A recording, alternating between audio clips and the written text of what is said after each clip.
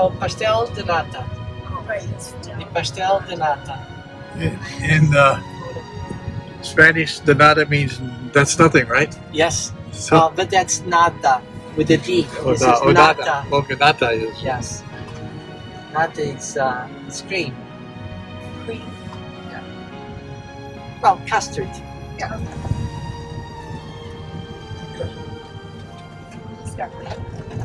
Oh my goodness. What? Have my egg. Vineyards. All right. Oh, they've been there a long while. That's right.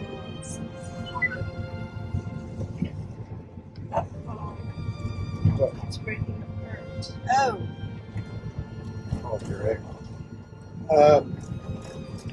In the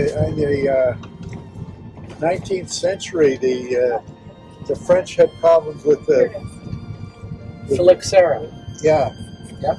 Did the Spanish have a similar problem? The Spanish had a similar problem, and the Portuguese as well. Yeah. It was all over Europe. Okay. So the phylloxera was a disease that got to the roots of these vines and then would kill them.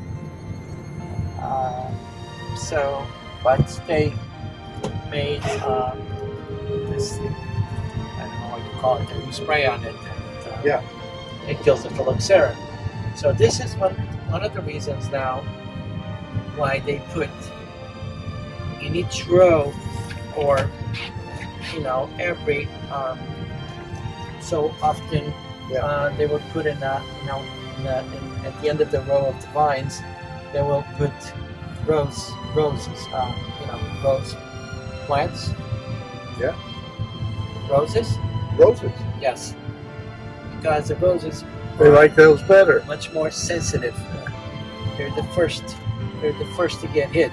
Uh-huh. So if they see that the roses are, sick, they will take care of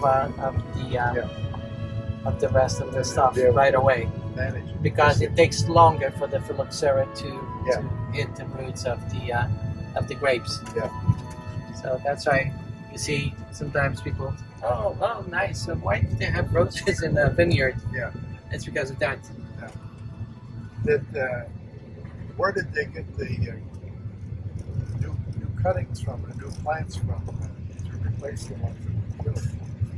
Oh, seeds from grapes, they grow. Yes, I know. So did they use their Local. own seeds? Oh, local. Local seeds. Oh, we have over 100 different varieties of grapes in Portugal. Portuguese native that most of our wine, it's only with local grapes. Not French, not Italian, not Spanish, Portuguese grapes. Right. Right? Of course, eventually we will make some wine with like Sauvignon Blanc, those famous Cabernets. But 90% of the wines produced in Portugal are with Portuguese grapes, local grapes. Yeah.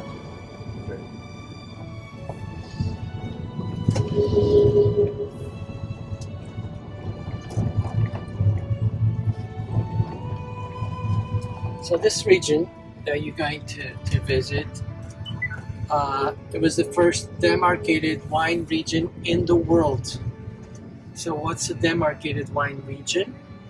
It's a region by where you can use only a certain type of grapes, process the wine in a certain type of manner, right? And so that's it. And it's within a certain area. So it was demarcated. It was the first demarcated wine region in the world in 1776. Okay, so this is why this is called the Douro Valley. Okay, so Douro Valley, it's a brand. Then the French thought this was a great idea, so they demarcated the first wine region in France, Champagne. Oh. Okay, so nobody can use the name Champagne. Right. You can can use sparkling wine, you can use, but Champagne is French. Douro is Portuguese. That's it. So that's Douro. Is it It's a, it's a specific It's type? it's a wine type. No, I understand that. Yeah. Is it always just a one white or a red or both? No. It could be several. Okay. Within thank this you. Douro region Yeah. can be several. Okay. Can be several. Now port wine, it's a one type of wine that is produced here in Portugal. Yeah. And so it's called port. You may see some English names, English brands in port wine, Yes. and this is because in the 1700s, Portugal and England, the old allies, we established a new merchant treaty,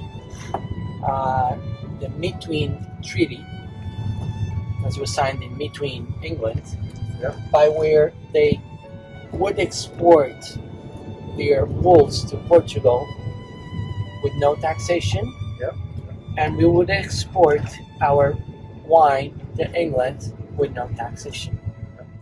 So immediately, some English families saw an opportunity here, so they moved to Portugal, they bought land in this area, and they started to produce wine to ship to England.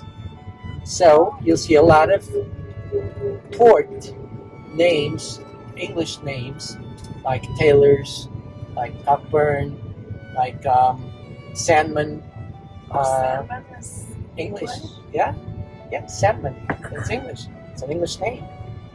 So all these were established by English families that settled here in the 1700s, and they've been here for centuries. They're Portuguese now, of course, for generations, Oh, yeah. but they have the old English names still.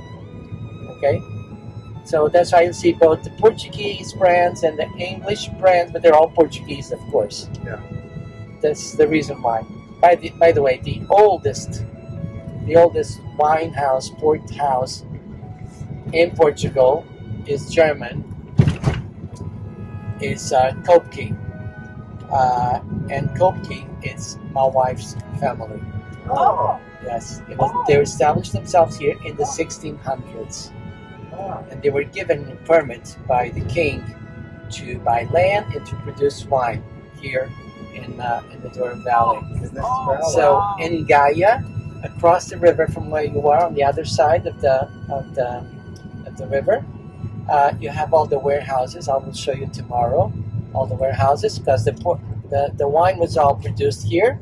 Then it was shipped down to Gaia, to the warehouses, to settle, to stay for, and then from there shipped to the different parts of the world.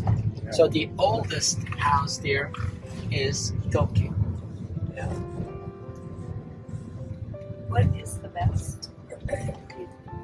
Every year there's a different best. Yeah. It depends on the year. It depends on the grape. It depends on the location of the mountain. And it depends on many, many factors. Now, on exceptional years, they make this unique port wine called the vintage. But that's an exceptional year. It only happens so often. They make regular wines. They make the tawny, which is that brownish port, which is my favorite anyway. Yeah. They make the ruby, which is kind of a red port, and they make the white port, which is the only that can be used as an appetizer or a digestive. Okay, and we don't export white port. It's only for domestic use. So if you want to buy a bottle to take to America, Curious. yeah, you can carry it. Because you won't find it in America. You won't find it anywhere else but Portugal. White port. Yeah. Well, but of course you're gonna get a much more better description of the ports and all that by the port connoisseurs. But I'm just giving you Yes. general idea of the imports.